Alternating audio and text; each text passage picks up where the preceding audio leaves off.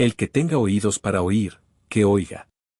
Pocos escritos antiguos encierran tanto misterio y profundidad como el Evangelio de María Magdalena. Encontrar sus páginas fragmentadas es como cruzar un portal que nos lleva más allá de los límites de la teología tradicional, sumergiéndonos en un universo de reflexión íntima y transformadora. Aquí, los límites conocidos de la fe se disuelven, dando paso a un camino que nos invita a mirar hacia adentro, enfrentar las ilusiones del mundo material y redescubrir la chispa divina que vive dentro de cada uno de nosotros.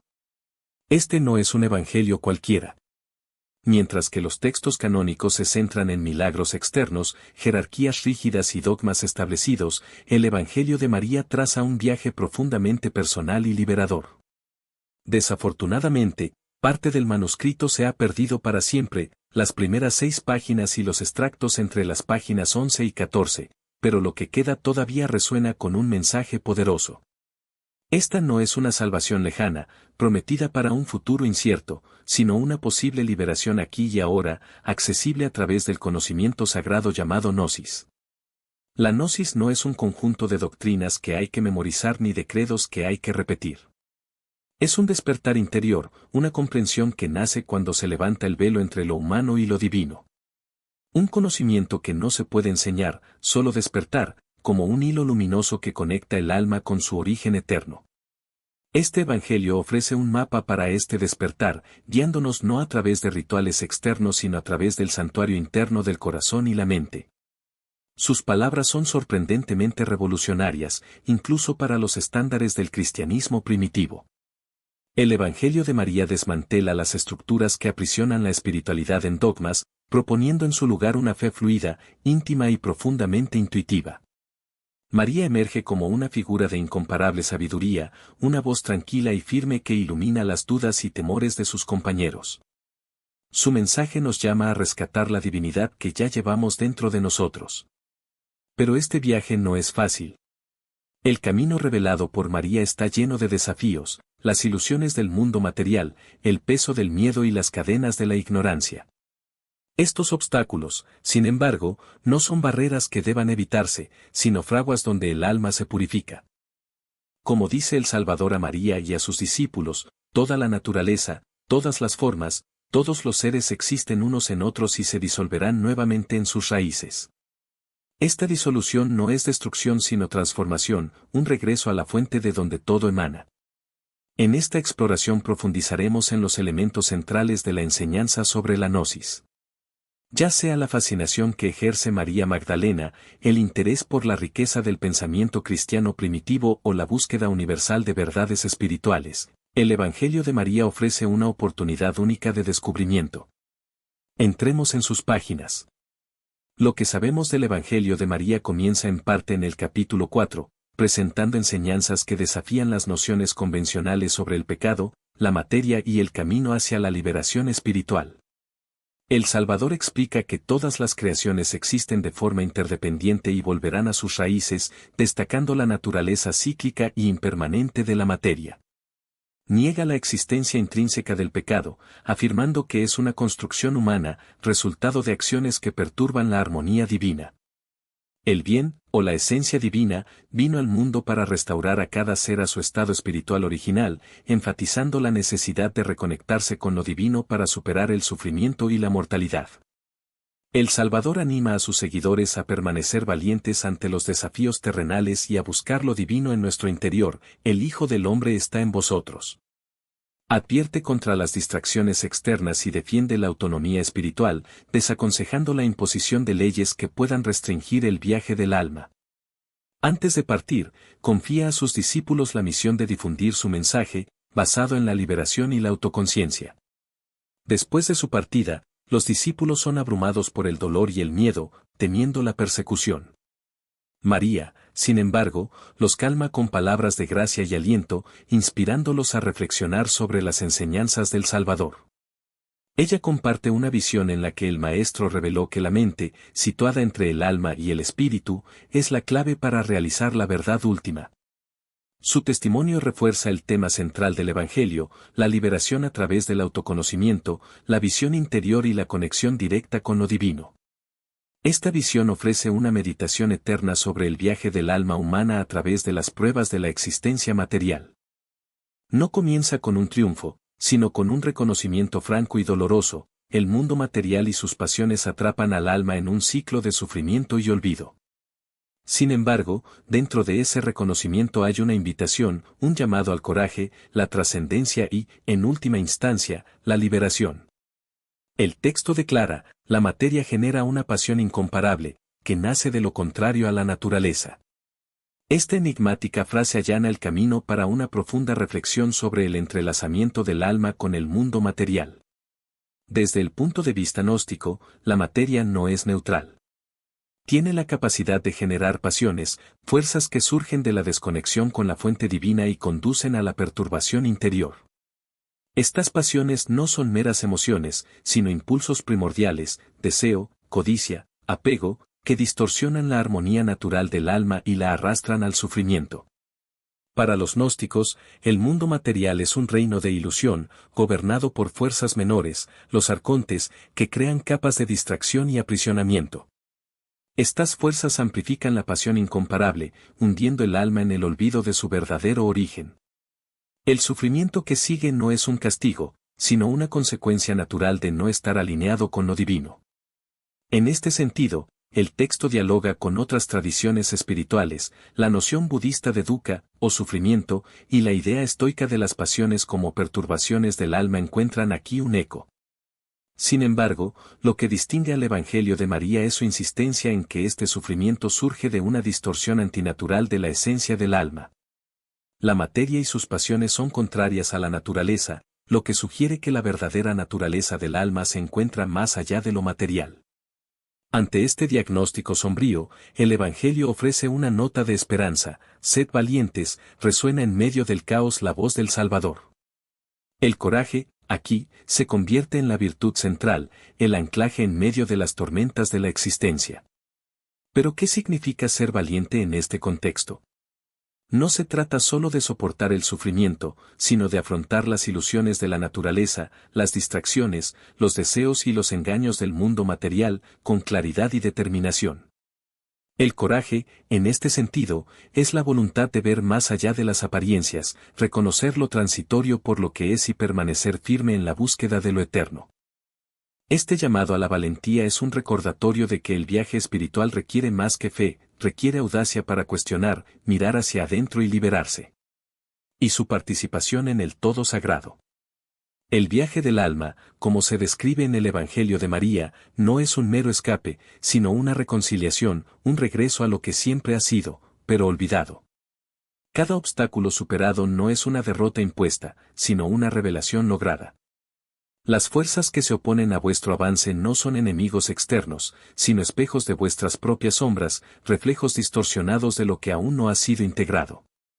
Y es precisamente en esta confrontación donde está la clave. No se trata de destruir lo que nos frena, sino de reconocer que lo que nos frena solo existe mientras creamos en su realidad. La oscuridad, el deseo, la ignorancia, todas estas fuerzas que se elevan ante el alma ascendente no son entidades malignas, sino síntomas de una desconexión. No tienen ningún poder más allá del que les otorgamos. Cuando el alma responde al desafío del cuarto poder, no lo hace con armas, sino con la lucidez de quien ya no se deja engañar. El que me detuvo fue asesinado, el que me extravió fue derrotado, no es una declaración de guerra, sino de liberación. La muerte mencionada aquí no es la del cuerpo, sino la de la ilusión. La victoria no es sobre el mundo, sino sobre la creencia de que el mundo es todo lo que existe. El Evangelio de María no ofrece un mapa detallado de cómo atravesar cada una de estas capas, ya que el viaje es único para cada alma. Pero señala una verdad universal: la liberación no está al final del camino, sino en el acto de caminar con conciencia. A cada paso, el alma arroja una capa de olvido, hasta que, finalmente, el velo se rasga. Lo que alguna vez pareció una prisión, el cuerpo, el tiempo, las pasiones, se revela como un escenario donde la divinidad se manifiesta. La carne ya no es una carga, sino un templo; el deseo ya no es una trampa, sino un llamado a la trascendencia; la muerte ya no es un final, sino un paso. Y cuando el alma proclama la ignorancia ha muerto, no es un triunfo arrogante, sino el humilde reconocimiento de que lo que la mantuvo cautiva nunca tuvo sustancia real. La ignorancia no es una fuerza externa, sino un estado interno, la negativa a ver. Y su muerte no es un hecho dramático, sino el simple hecho de abrir los ojos. En ese momento, lo que estaba fragmentado se vuelve un todo, lo que era transitorio resulta eterno. El alma no escapa del mundo, lo redescubre en su verdadera naturaleza, ya no como un lugar de exilio, sino como la expresión misma de lo divino. El texto no termina con el alma flotando en un vacío abstracto, sino reintegrada al fluir de la eternidad, donde el silencio no es ausencia, sino plenitud. En un eón, fui liberado de este mundo, en una especie, y del hacedor del olvido, que es fugaz. De ahora en adelante, alcanzaré el reposo del tiempo, de la estación, del león, en silencio. Estas palabras no describen un escape, sino un regreso, no a lo que quedó atrás, sino a lo que siempre estuvo ahí, escondido bajo capas de ilusión. El resto mencionado no es la inercia, sino la quietud que surge cuando cesa la búsqueda, porque el buscador reconoce que nunca estuvo separado de lo que buscaba. Por eso, el mensaje del Evangelio de María resuena como una invitación, no esperar a que las circunstancias cambien para empezar a vivir la verdad.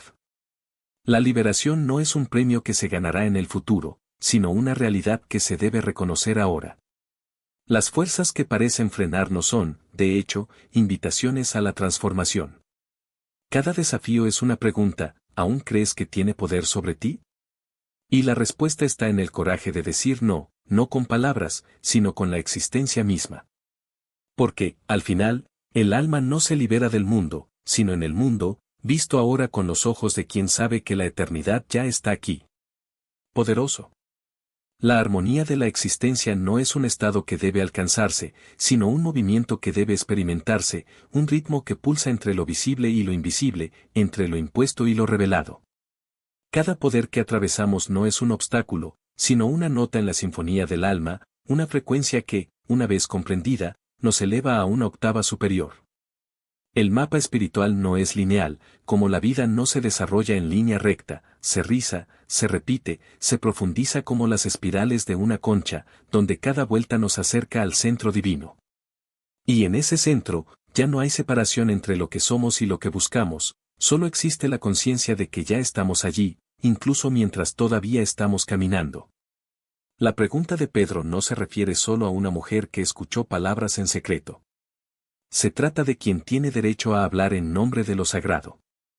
Se trata del miedo a que la verdad no llegue de las manos esperadas, sino de aquellas que la tradición ha olvidado bendecir. Cuando pregunta, ¿deberíamos todos volvernos y escuchar?, no es solo la voz de un discípulo inseguro lo que resuena, sino el grito ancestral de todas las estructuras que se sienten amenazadas por lo nuevo. Porque la sabiduría no pide permiso para existir. Simplemente lo es, y quienes la llevan, como María, a menudo se ven obligados a defenderla con lágrimas, con silencio, con la fuerza de quien sabe que la verdad no necesita validación para ser verdad. Las palabras de André, son ideas extrañas, revelan más que incredulidad. Revelan el malestar de quienes fueron enseñados a creer que lo divino solo se manifiesta dentro de límites preestablecidos. Pero lo sagrado no puede encerrarse en cajas. Se desborda, se escapa, se manifiesta donde menos lo esperas. Y cuando Leví interviene, no es solo para defender a María, es para recordar a todos que la autoridad no está en manos de quienes gritan más fuerte, sino de aquellos a quienes el mismo Salvador eligió tocar. Si el Salvador la hizo digna, ¿quién eres tú para rechazarla? La pregunta no requiere respuesta, porque ya contiene la única posible, nadie tiene ese derecho. El conflicto entre Pedro y María no es personal. Es cósmico. Es la eterna batalla entre el miedo y la confianza, entre el control y la rendición, entre la necesidad de seguridad y el coraje de lanzarse a lo desconocido. Pedro representa la voz de la tradición, de lo seguro, de lo ya probado y aprobado. María, a su vez, es la encarnación de la revelación que desafía, que molesta, que exige mirar más allá de lo obvio. ¿Y Leví? Él es el puente, el recordatorio de que la verdadera espiritualidad no se construye sobre la exclusión, sino sobre la humildad de reconocer que lo divino habla de muchas maneras, incluso de aquellas que aún no entendemos. El Evangelio de María no es un texto antiguo. Es un espejo. En él vemos reflejados los mismos dilemas a los que nos enfrentamos hoy: la resistencia al cambio, la desconfianza hacia lo diferente, la tentación de transformar la fe en dogma. Pero también vemos la posibilidad de algo más grande, una comunidad que no se base en la sumisión, sino en el respeto, que no se cierra en doctrinas, sino que se abre a la voz del Espíritu allí donde se manifiesta. Cuando Leví dice vestiémonos del hombre perfecto, no está pidiendo conformidad. Es un llamado a una revolución interior, un llamado a que cada persona asuma su propia autoridad espiritual, sin intermediarios, sin jerarquías artificiales. La liberación del alma no es un acontecimiento. Es un proceso continuo, un abandono gradual de las ilusiones que nos dicen que necesitamos algo fuera de nosotros mismos para estar completos. El mundo material, con sus distracciones y apariencias, es solo el velo, y detrás de él, lo divino ya está presente, esperando que lo reconozcamos.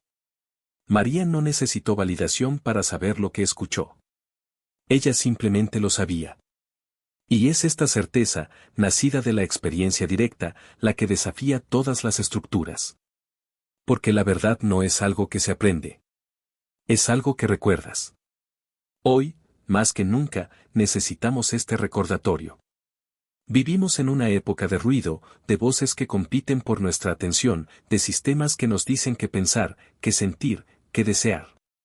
Pero la sabiduría de María y de todos aquellos que, como ella, se atrevieron a escuchar más allá del consenso, nos muestra que la verdadera libertad comienza cuando silenciamos el ruido externo y escuchamos lo que ya está dentro de nosotros. No es necesario mirar hacia afuera. Solo necesitamos detenernos, respirar y reconocer: lo que siempre hemos estado buscando ya está aquí. Y el que tenga oídos para oír, que oiga. Este es el mundo que nos rodea, un torbellino de estímulos fugaces, promesas vacías y voces que nos dicen, en cada momento, que la felicidad está siempre a un clic, una compra o un me gusta de distancia. Pero lo que nos revela la sabiduría de María, y la de todos aquellos que se atrevieron a mirar más allá de las apariencias, es que esta carrera desenfrenada no es más que una ilusión. Una trampa sutil, tejida con hilos de miedo, comparación e insatisfacción crónica. El verdadero viaje no está ahí fuera, en los algoritmos que dan forma a nuestros deseos o en las ventanas que nos venden sueños ya hechos. Comienza cuando nos permitimos detenernos. Cuando, en medio del caos, encontramos el coraje de cerrar los ojos y escuchar lo que ya late dentro de nosotros. La vida moderna nos ha enseñado a buscar respuestas en todo menos en nosotros mismos. Nos condicionamos a creer que la plenitud viene de afuera, de una relación perfecta, de una posición codiciada, de un cuerpo esculpido por la aprobación de los demás. Pero lo que nos recuerda el Evangelio de María es que todas estas búsquedas son como arena que se desliza entre los dedos. Lo fugaz no puede satisfacer lo eterno. El alma, cuando despierta, reconoce que las cadenas que la atan no están hechas de acero, sino de ilusiones, y que la clave para romperlas siempre ha estado en sus propias manos. Dejar ir no significa renunciar a la belleza de la vida, sino dejar de ser rehén de ella. No es necesario vivir como ermitaños, pero sí aprender a disfrutarlo sin perderse. La gratitud, cuando es genuina, nos enseña a celebrar lo que tenemos sin esclavizarnos a lo que nos falta. La atención plena, a su vez, nos permite observar los pensamientos y las emociones como nubes pasajeras, presentes, pero no permanentes. Y es en este espacio de observación donde la libertad se revela, no como un destino lejano, sino como un estado del ser que se despliega con cada respiración consciente. La llamada del Salvador, el Hijo del Hombre está dentro de vosotros, seguidlo, no es una metáfora poética sino una invitación urgente. Nos recuerda que lo divino no habita en templos de piedra ni en dogmas rígidos, sino en el silencio entre nuestros pensamientos, en la compasión que surge espontáneamente, en la chispa de lucidez que nos hace reconocer lo sagrado en cada ser. Meditar no es un ritual vacío, sino un acto de rebelión contra la cultura del ruido. Un momento en el que nos negamos a ser títeres de las distracciones y en cambio nos reconectamos con la esencia que nos une con todo lo que es. Las 7 formas del cuarto poder, oscuridad, deseo, ignorancia y sus compañeros, no son entidades distantes, sino espejos de las trampas que nos rodean. La tonta sabiduría de la carne es el culto a la inmediatez, a la superficialidad que nos hace cambiar profundidad por gustos. La ira de la sabiduría es el discurso ardiente de las redes, donde la ira se disfraza de virtud y la división se vende como compromiso. Pero la verdadera sabiduría no se encuentra en consignas ni en certezas absolutas. Surge del cuestionamiento, de la humildad de reconocer que lo que pensábamos que era verdad puede no ser más que una verdad a medias o una mentira bien dicha. El discernimiento es la brújula que nos guía en este laberinto. No se trata de rechazar el mundo, sino de navegarlo con los ojos abiertos. Cuestionar las narrativas que nos imponen, examinar los valores que hemos heredado, elegir cuidadosamente las voces que permitimos que resuenen en nuestra mente, todo esto es parte del entrenamiento espiritual. Y como todo entrenamiento, requiere disciplina. Exige que nos alejemos, aunque sea por un breve momento, del incesante flujo de información para profundizar en fuentes de sabiduría eterna, en las palabras de los maestros, en las historias que abarcan siglos, en los silencios que hablan más que cualquier discurso. La liberación no es un premio que se gana al final de un largo viaje. Ella es el camino mismo.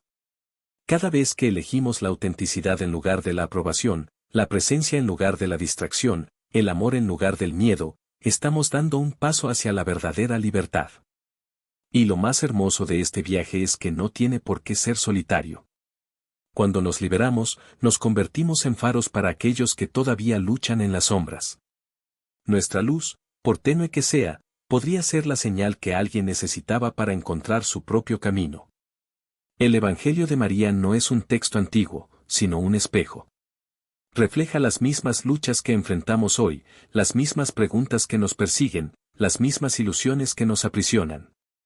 Y, sobre todo, nos recuerda que la respuesta no está en escapar del mundo, sino en transformar la forma en que lo habitamos.